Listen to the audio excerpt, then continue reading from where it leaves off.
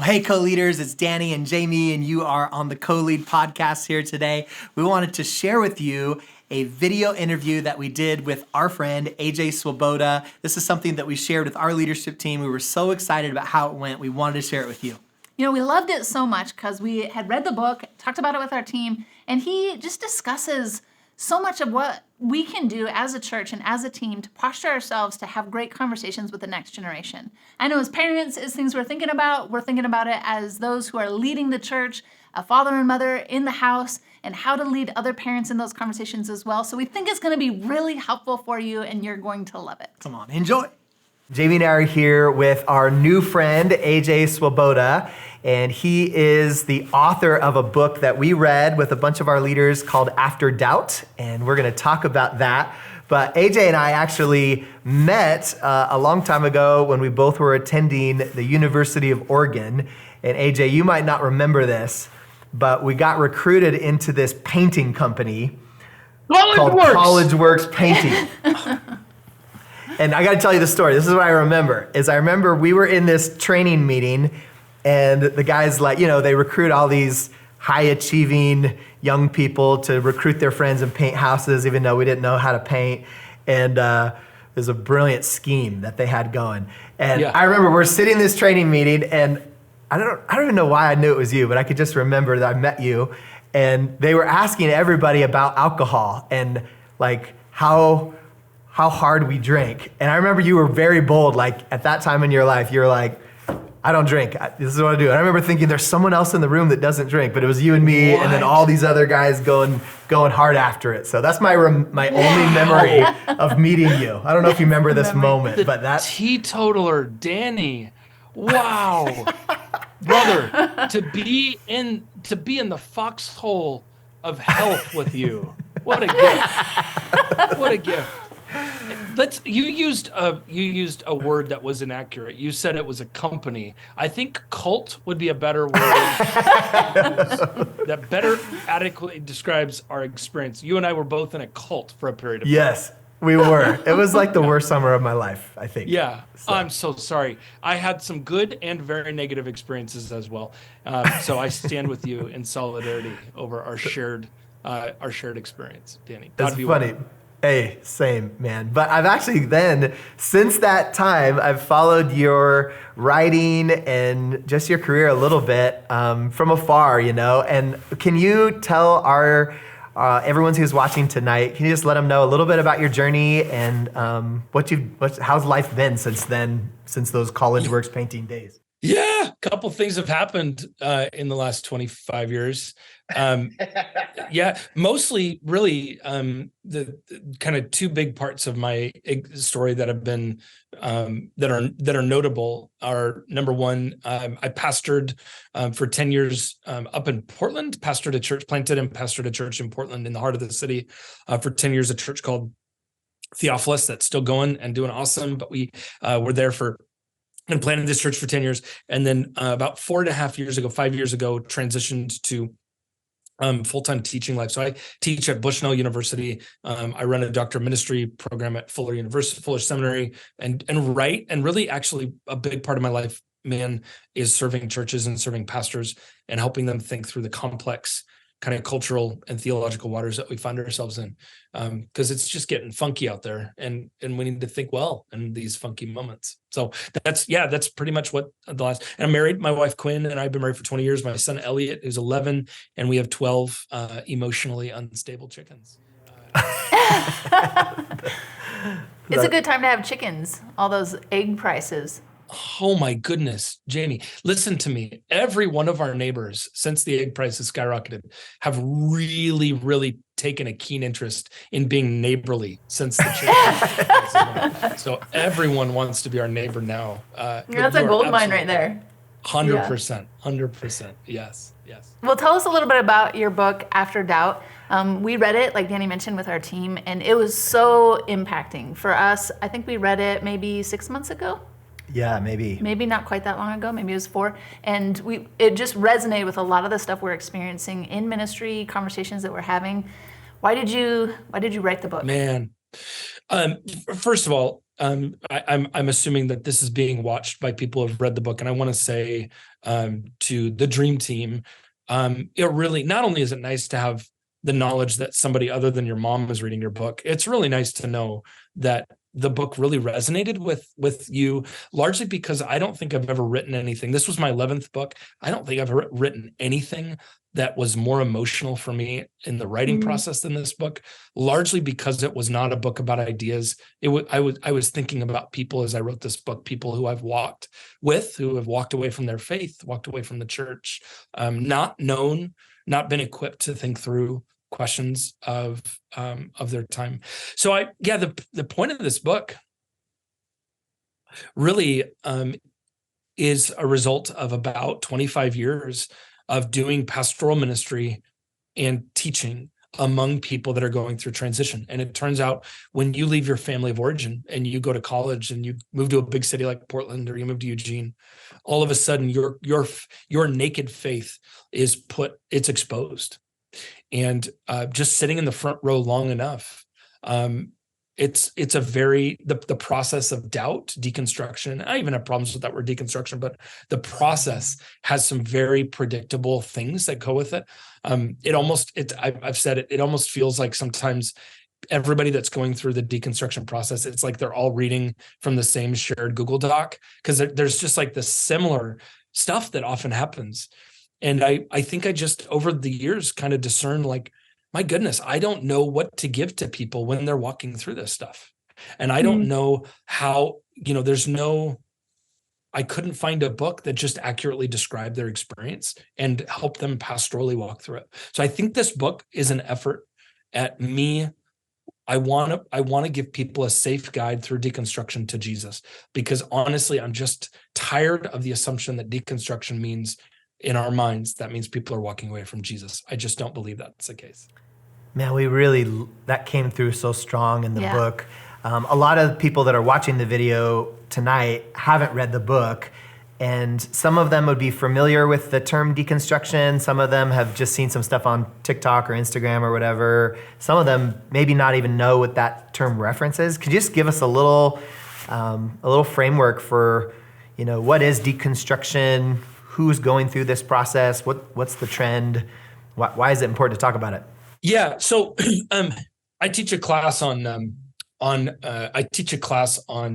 how language changes over time, and how when you read the Bible, you got to be careful, because a word that's used at one moment isn't necessarily what it meant at a different moment in time. Yeah. It's called diachronic linguistics is what they call it. It's the study of how language changes over time. And, if I was to say to somebody 4 years ago, hey, let's go, Brandon, that means something very different than it does today. And you notice the phrase has a different meaning to a lot of different people. So that word deconstruction is a tricky word, because it's a little bit like nailing Jell-O to the wall. It has meant so many different things to so many people. And more often than not, if you were to go on TikTok or Twitter, what people mean by deconstruction does not have the same word meaning at all. So what one person means by deconstruction is they're rethinking their faith because they want to follow Jesus. And they're like, I was given some really bad theology as a brand new Christian, and I'm undoing some of that theology. That is what one person calls deconstruction. Another person, what they mean by deconstruction is, I'm done with the Bible and my faith, and I want to smoke weed and do my own thing now. And what's weird is that we use the same word for that. And so I increasingly am convinced that the word deconstruction is not a helpful category, because it doesn't have a shared meaning. What I'm talking about here is, how do you faithfully follow Jesus when you begin to question what you believe? And I'm gonna go out on a limb here and say that actually part of being a healthy Christian is rethinking what you believe, because the truth is, we love God more than we love our ideas about God. We are told in Exodus 1, right, in Exodus 20, in the Decalogue, the very first thing God says is he says, don't love any God before me. And then he says, don't make an idol. And the truth is, we are called to leave everything to follow Jesus, the Jesus of the New Testament, not the Jesus of our imagination, not the Jesus of our feelings, not the Jesus of our projection, not the Jesus of our ideation, the Jesus who is the real Jesus. And that means sometimes we need to rethink what we believe. And the truth is, when I became a Christian, I was given the gospel, and I was also given some really bad ideas about Jesus. And those ideas did not reflect the Bible, and I needed to rethink those. So what do we do when we begin to realize that some of our ideas don't match with who Jesus is? And I would be very keen to point out that sometimes part of loving Jesus is our willingness to rethink what we think in order to love Jesus. So good. One of the things you talked about that as a team we discussed a lot was a generation that is just post anything, kind of beyond what's been and looking for what's new. And we talked a lot about noticing that after you named it. Can you just tell us a little bit more about that and how that relates to? Yeah. Part of Jamie, that's a really important question. And actually, it's one of the things that I see that gets in the way of younger people and older people getting along in the faith. Because for generally speaking, an older generation, my grandparents' generation, dropped everything they were doing. I mean, literally, my grandpa was drafted to play for the Chicago Bulls in the NBA the week before Pearl Harbor, and dropped his dream to go fight for our nation. That generation was a duty generation. They dropped everything to do what needed to be done. And my generation, generally speaking, leaves anything to find what we desire. We sort of have an inverse view of duty, that we have a duty to follow our desires. And we will leave everything in order to follow those things. And in a lot of ways, I think my generation, there's a lot of health, by the way. There's a lot of health in my generation of rethinking stuff that we've been handed. There's nothing wrong with doing that. But we've gotten to such a weird place where the sign that you are liberated is that you leave all commitments and you leave all duties and you follow what you desire. You do you. It has become the mantra of my generation. And it's a weird, I point out in the book, in the honor culture of Jesus's time, Jesus said things like, he said, a prophet has no honor in their hometown. And the idea is that when a prophet would come to town, they would be rejected by their family. And that was a sign that, you were doing God's work, is that you are willing to forsake honor in order to do truth. In that generation, a prophet has no honor in their hometown. In our moment, it's the opposite. A prophet has no honor for their hometown. And we have created an entire cultural value that rejecting the past and our history is the sign that we are fully liberated. And part of that is healthy. And part of it is just demonic as all get out, because we're essentially saying that because we're alive now, everything we think is right. I call it historical supremacy. We think that because we live now, we are right. Recency bias, C.S. Lewis called it chronological snobbery, the idea that because we live now, we're right. And boy, oh boy, we just forsake the wisdom of the past. We just forsake so much of the past and the wisdom that God has for us. So that's the question. How do you, as my grandma would say, how do you eat the meat and spit out the bones? How do you receive all the good and godly stuff that the Bible has for us and just let the traditions of men go? And that's the eternal balance. When I first became a Christian, you guys, I was 16 years old, math class in high school. I was given 2 books. I was given a Bible and I Kissed Dating Goodbye by Josh Harris. And I was given the gospel and some really bad theology. And I got to tell you, part of my journey has been doubling down on the gospel and disconnecting from the crappy purity culture stuff that harmed my generation. Caitlin Beatty calls it the idea that if you save yourself from marriage, everything works out perfect. She calls it the sexual prosperity gospel. And how do you move on from that and hold firmly to the gospel? And that, man alive, is so tricky. Yeah. We actually got to have dinner with Caitlin a couple months ago. Yeah. We read her book, and she came to Spokane, and we got to talk through it with her. I just want to chase the rabbit a little bit here. Like, what did you feel like in your upbringing with purity culture? What were some of those things? Again, like, help bring our team in. That might not be a conversation that they're super familiar with. Maybe not a ton of Twitter users in our congregation, but what were the pieces of that have really been, you'd say, like, man, I really had to deconstruct? When you go back to Martin Luther, and you look at what Martin Luther did. Martin Luther we call him the Protestant of the father of the Protestant Reformation. He was essentially the one who, if you're a Protestant, if you're an evangelical, if you're part of our tradition, we are a part of this story of the Protestant story. And part of the Protestant story is Martin Luther recognized that the gospel had kind of been forgotten in the church, and that it had been, in essence, superseded by a bunch of various impurities that had gotten in the way. And part of Martin Luther's tradition was coming back to the sources, coming back to not only the Bible, but coming back to the gospel. Yeah. And I think, a lot of people have pointed this out, that whenever there's a major change in the way people communicate, there's usually a reformation of some sort. And of course, Martin Luther's Reformation came about when the printing press was created. And it is not a mistake that the internet, our iPhones, are a new technology. And I think there's something similar going on at our time, where we're recognizing there have been some impurities that have gotten in the way of the gospel, and that we want to get anything out of the way that's keeping people from the good news of Jesus. Purity culture, at my moment of injection into the Christian community at 16 years old, was basically this idea that the point of the gospel, the point of Christianity, is to get people to live sexually pure lives so that God can bless them with an awesome marriage. Yeah. As with all heresies, is there some truth involved?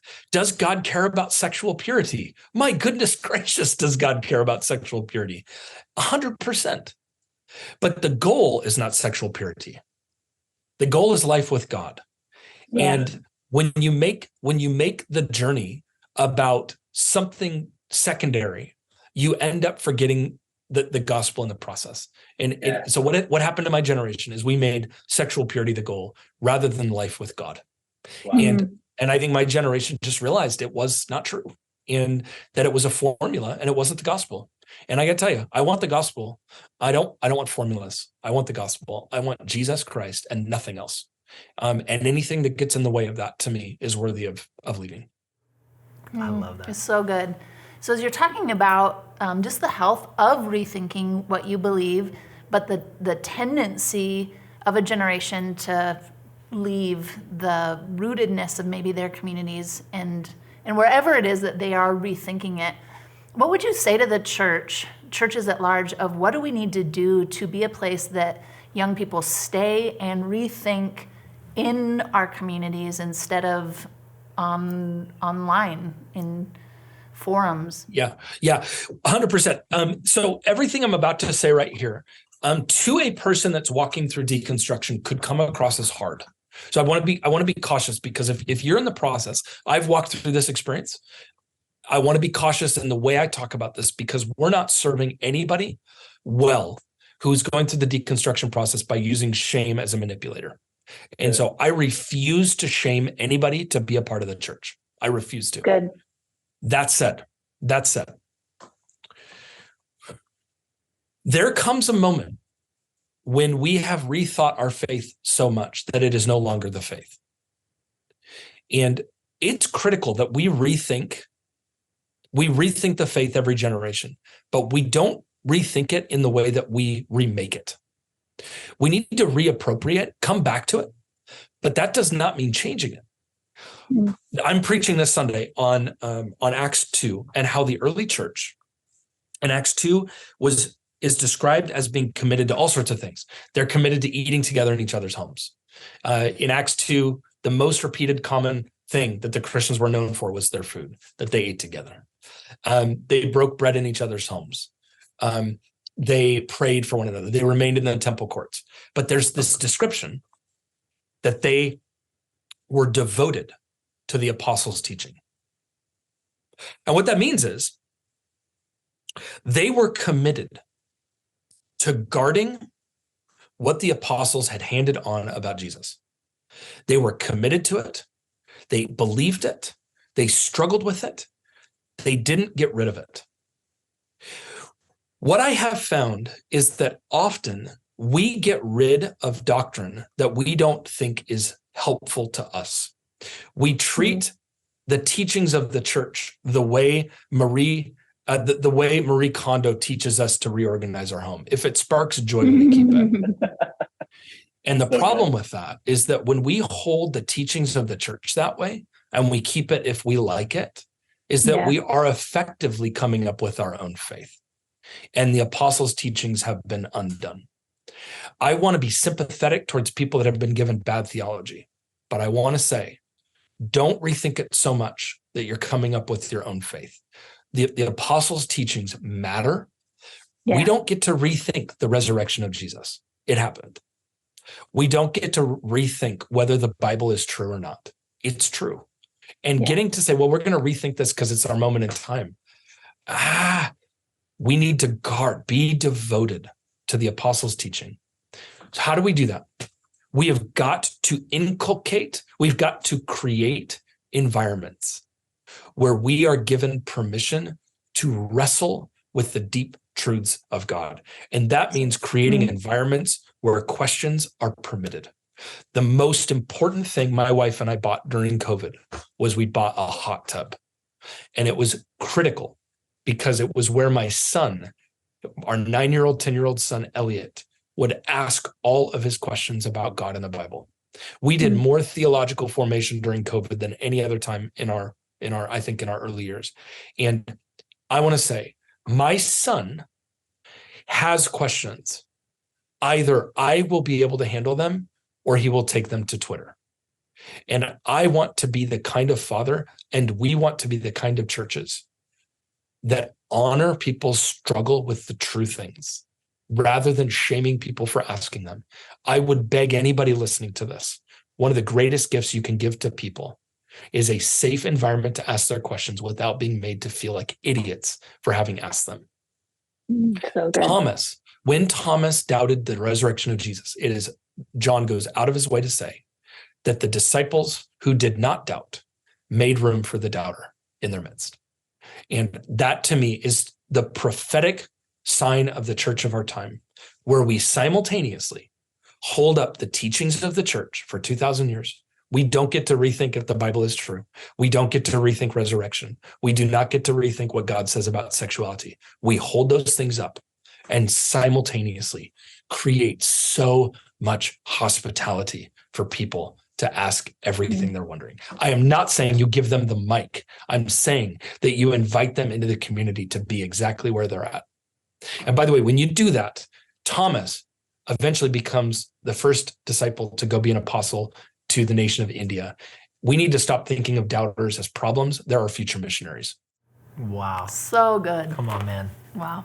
I just heard you say that if we buy a hot tub, we're going to be better disciples of Jesus. I was just thinking that right now. It's the apostles' teaching. I mean, we got to pass this on from generation to generation. These are the kinds of things you just don't get to rethink every generation. 100%. Hot tubs are game changers.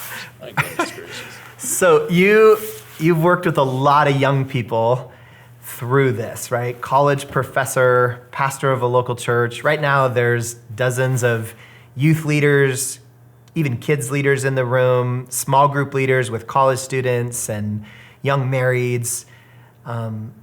Talk to us a little bit. Just imagine you're coaching a bunch of leaders who are pouring into a generation, and they want to be that safe place. The way you were just describing it, man, like they want to do what you said. They're also a little intimidated, and sometimes you have this urge, like you have to have the right answers, and so you end up sharing a lot more than you do asking questions. Give us a little coaching, like how can we make sure there's those safe places in groups and in homes? And how do you walk with the Thomas? Yeah. How do you walk with somebody who's walking through this stuff? Well, I think I would say two things that immediately come to mind. First of all, whenever we talk about these sorts of things, it would be wise of us to first recognize that Jesus is the best pastor in the world, and that Jesus, who's the shepherd of our souls, knows how to do this better than anybody. And if that's the case, then we need to look at how Jesus responds to Thomas. And so what do we see in John 20 when Jesus responds to Thomas's doubt? It says two things. It says Thomas, first of all, it says Jesus comes to Thomas. He's going to show him his scars and stuff. But two things. Number one, it says that Jesus waits a whole week before he shows up to Thomas. So he waits a whole week. He does not rush off. He doesn't hear that one of the disciples is doubting and like drop everything. And he's like, I got to come and fix the crisis. He waits a whole week. He waits a whole week. Jesus waits a whole week in the middle of somebody's crisis. Dallas Willard, in one of his books, made a comment years ago. He said, one of the most repeated things that happens with Jesus in the Gospels is how many times we are told that Jesus was late to something. He does not show up when everybody wanted him to show up. He shows up when he wants to show up.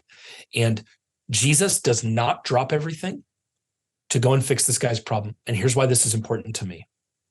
Often the greatest gift we can give to somebody who's struggling with doubt, the greatest gift we can give them is that we ourselves don't freak out. So good. Jesus did not freak out. He doesn't drop everything. He walks in just like a week late. He doesn't freak out. When you are sitting with somebody who's just like pouring it all out, they're wondering about the Bible, sexuality, gender, justice, everything. They're pouring it out. The greatest gift you can first give them is look them when they're done, look them in the eye and calmly say, that is a great question. Okay. You are giving them the gift of having peace. And the second thing Jesus does is Jesus walks into the room and he says to Thomas, peace be with you. He doesn't shame him. He doesn't curse him. He blesses him. Peace be with you, brother. That to me, if I were a counselor, and I'm not, if I was a therapist, although I've paid many of them, if I was a therapist, I would say Jesus has brilliant affect. He knows how to lead by his response, and he doesn't freak out, creating more of a problem. So the first is the way you respond. Don't freak out. Bless and don't freak out. Secondly, I have learned over the years how not to handle those situations. And unfortunately, I could take you back to some moments where I did not handle it very well. And I would say in my early years, the way I would respond is if somebody brought up their major crisis of faith, is I would get all apologetic on them. And I'd be like, well, these are the 10 reasons why, These are the way you got to believe this. You got to watch this Bible Project video. You got to watch this, thing, get into the apologetics side of things. And I just learned over time that more often than not, people that are wrestling with deconstruction, that it is an itch of the heart, not of the mind. And you don't respond with a heart issue with the mind response. And that more often than not, when we respond that way, we are answering the wrong part of that person's struggle. They're not looking for an answer. They're looking for somebody to be with them in their struggle. So not responding apologetically is wise. And I have learned that this works. I'm going to give you a script, okay? A literal script. I'm going to give you a script that I find works. And I found it works in every situation. The key is you got to say it without it being a script. You got to own it rather than it being a script. But this works. When you get somebody who sits down with you and they just lay into it, man, how do we handle the Bible and what it says about sexuality? What do we do about gender? What do we do about the church's complicity with injustice? What do we do about, you know the conversation. We've all had it. It's our kids, it's our grandkids, it's our friends, it's us. How do we handle that? When they're done, you're going to say two things. You're going to literally say these two things. Do not mess with it. It is written. I have said it. And I found it works. And here's what you're going to say. You're going to look them in the eyes. They're going to pour themselves out. And you're going to look at them and you're going to say this. You're going to say, thank you for giving me the gift of your story. And then you're going to say, how are you inviting me to respond? And what I just did right there, they don't know it, but I just did pastoral kung fu. They didn't even know it. I did two things. I affirmed and validated their experience and simultaneously allowed them to decide how far we're allowed to go. And by the way, if you don't give permission for somebody, this is why this is important, for somebody who's going through deconstruction, if you go somewhere where they are not giving you permission to go, then it is interpreted as pushing them, you are pushing them further away. Right. In a world where everything is about consent, if you do not honor spiritual consent and go where they are allowing you to go, you end up pushing them further away. And what you just did is you gave them permission to have the driver's seat. And if they say, well, I just wanted to tell you, then you're just going to listen to them. And you're going to be that great Christian who knows how to listen. But if they say, can you help me think through this? Then man alive, get all apologetics on them. You tell them all the stuff you know, but don't do it until the door has been opened. Jesus stood at the door and knocked. He did not barge in. And when we barge in with our answers without being given permission, we end up pushing people further away. Thank you for the gift of your story. How are you inviting me to respond? Try it out. I have learned those are very powerful words. Brilliant. That's so good. I think just hearing you say it, man, I just come alive with just the ability to slow down, listen to how the Holy Spirit is leading, and just really make people feel seen. That's so beautiful. Tell us, we'll speak to now just parents in the room. I think one of the things that we are seeing a lot is even people coming, they're new to faith. So they're coming into the church, they're learning for the first time, like, what does all this mean? I'm trying to just read my Bible and understand what's happening. And then there's all these questions my kids are facing. The insecurity of even being able to have the hot tub in the backyard and be able to dialogue with their kids about the deep things that they are wrestling with is just, through the roof. What would you say to parents about just being on the journey of getting confident in that place? Yes. My therapist told me last week, he said, being a father is just basically learning how to become a son again. And his point when he said that was, he said, as I'm a dad to my son, it is really me learning how to have my father in heaven be my dad. And that it is a journey of like, as I love my son, I am learning how the Father loves me. I enter into my sonship as a child of God by loving my son. I enter into my relationship with my Father by loving my son as well as I can. Here's why I love children. They ask all the questions that we haven't thought through. And they say things that we never have the guts to say. I mean, my son, we just gave my son the birds and the bees talk. And we explained to him what sexual intercourse is. And he's sitting in the back of the car. We're on a long road trip. And we explained what it is. And he's like, this is a whole new world. He's like, I don't know. What? Like, that's where I came from? That's where he came from. Sorry about that. And he's sitting in the back and he goes, so like, can you talk when you do it? And I was, my wife and I are like, well, yeah, you can talk. About 30 seconds. And then he goes, so can you walk while you do it? We're like, nah, that's tricky. That's a hard one to do. But I'm sitting there, he's asking these questions and I'm just, what a gift. What a sacred role we get to play to be the safest place in the world for our kids to ask anything. There's nothing more sacred than a parent that can hold their child's question well. Yeah. The reality is, if we do that well and we allow our kids to ask anything, they'll never need Twitter. Wow. Because they've got us. Twitter, this sounds judgmental, but I think Twitter is largely the result of bad parenting. Wow. I mean, that sounds so harsh, but we go there because we don't have a parent we can go to. And I'm not saying that everybody I'm on Twitter, for heaven's sake, and I got a great mom. I'm just saying Twitter should not replace the sacred role of a parent who can steward a child's questions well. And I want my son to know when my son asks a really hard question, sometimes I don't give him an answer. Sometimes I will simply say, that is such a good question, because I want him to know that the fact he's willing to bring them to me is the win in and of itself. That's the win. Do I get into the questions? Yes, I get into the questions. But before I do that, I want to honor his question and make sure he knows that I value the fact that he brought him to me. So boy, oh boy, we live in a weird time. Every single question is under the sun.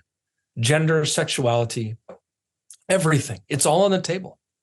And I got to say, some people are really scared about it. I think this is a gift from God, because finally in our lifetime, all the gloves are off and we actually get to talk about things that matter. And we got to stop treating it like a problem. Jesus is on his throne, and the gates of Hades will not overcome the church. We have nothing to fear. Finally, we can talk about anything. Wow. For a parent, that is a gift. Nothing is off the table. What a gift. What a gift. You know, what rocked me early in After Doubt, there's a part, I can't remember if it's in your first or second chapter, but you bring up the idea of how your kids need differentiation.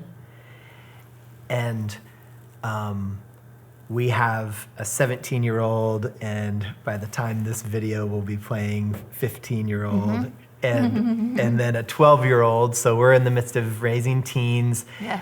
And we pastor the church together. And so my kids have two lead pastors as parents. We're both very opinionated and strong and passionate. And if they get in trouble with one, they get in trouble with both. And we're like shaping their minds, and they're serving the Lord, and they love the church, and they're doing great. But man, I read your story and your example around differentiation and letting your son go through that process. And oh gosh, it just hit me so hard. Can you revisit that with our team a little bit here, and just why do our kids need some space to differentiate from even strong Christian parents like Jamie and I? So differentiation, Murray Bowen, family systems guy, talks about the idea of how we all need to, it's part of our development. We all need to become our own person. And if we don't, then not only will our development, but our faith will be stunted, because we'll end up borrowing other people's faith rather than actually entering into it ourselves. And this is the issue. Like, how do you healthily pass on the gospel and the good things and teach your child to become their own selves? Boy, oh boy, How do you do that? Jesus, by the way, did it. When you read the Gospel of John 2, when Jesus goes to a wedding, I see Jesus wrestling with his own differentiation, because his mom at the wedding says, "Hey, Jesus, turn water into wine." And he's like, "It's not my time yet, woman," he says. And then he's like, "But I'll do it." He's like, "I'm myself, but I got to obey my mom." You know, like, it's like, I'm the son of God, I'm divine. And how do you honor your parent when you're God? All these sorts of things.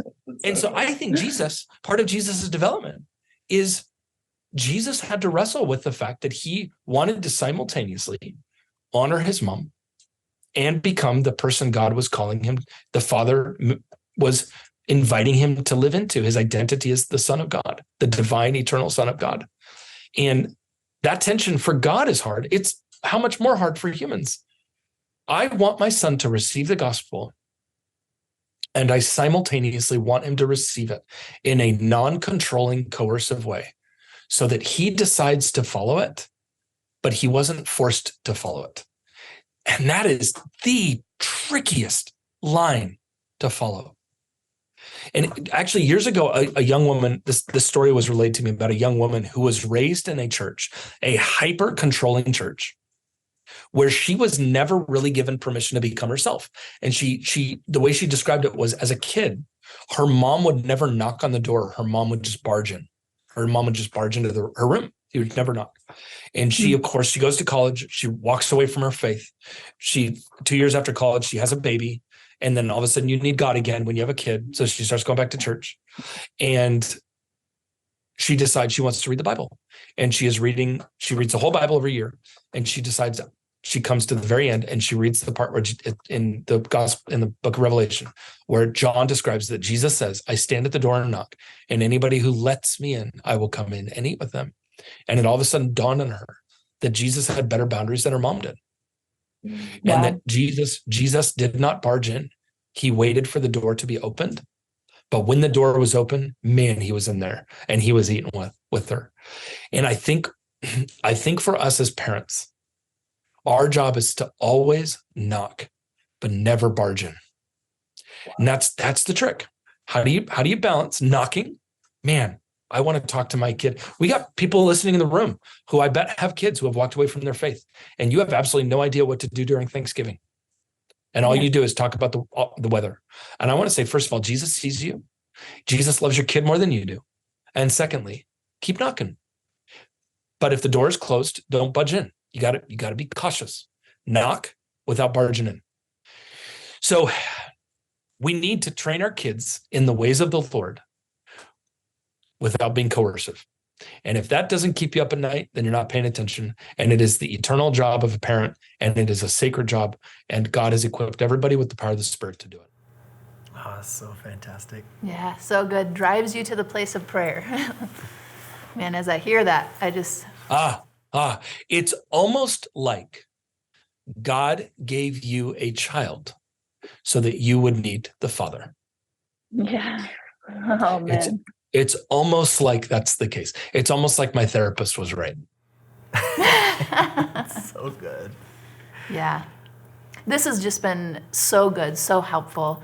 We're coming to the end of our time together. Just one last question. We really wanted to just hear a little bit of your thoughts. It's been happening lately as we're talking so much about a generation and what they're struggling with, and then everything happening with Asbury, and then just continued stories of just college campuses, people seeking God. I'd love to just hear your thoughts about what you're seeing, what the Spirit of God is doing right now, how that plays into this whole place that young people have been.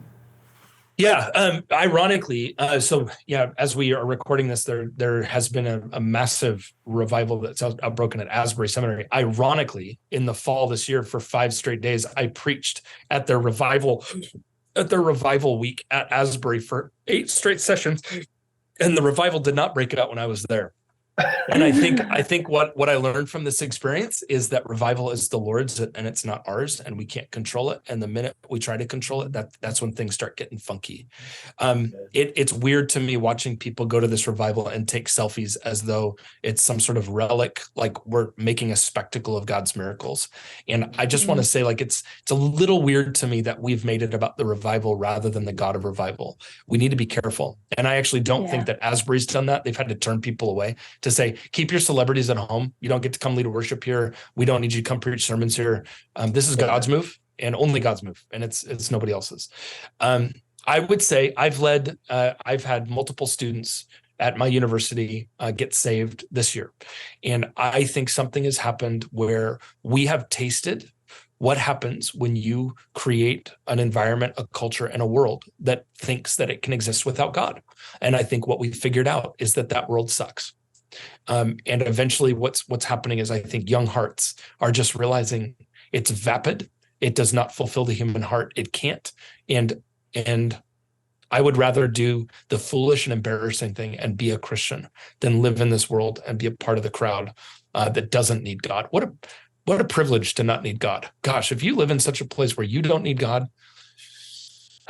good on you, I guess. The rest of us, people who suck, we really need God really bad. Yeah. And I can't exist without waking up every day and being completely dependent on a God to take care of me.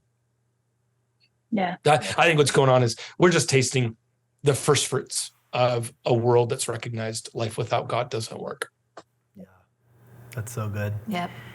Man, AJ, you have been a huge blessing to our church. You didn't even know it, but I'm so thankful that you could take time out of your schedule to pour in and have this conversation. And we want our leaders to not only read After Doubt, but read your books and just receive from you. Where can they go to? I mean, obviously Amazon and stuff, but where can they connect with you? Anywhere. I hate social media. Don't find me there. You can buy my books and whatnot. But just be faithful to the church that God has put you in. And you don't need, I have a podcast, if that's helpful, called Slow Theology, where I wrestle through this stuff with my friend Nijay Gupta. If that's helpful, great. Otherwise, you got two great pastors in the room. Let them pastor and shepherd you. You can read my books, but be a part of the church. Be a part of a local community that loves Jesus on the ground. That's what matters. Come on. We love that. Well, thanks so much for taking the time. Well, Yes, thank you. Hey, Danny, we survived the cult together and we both love Jesus now. Look at us. we did it. Look at Look us. at that. Look at us. If we can make it through that, God can do anything. Can make it. Anything's possible. You guys, it's been a joy to be with you. Thanks for having me.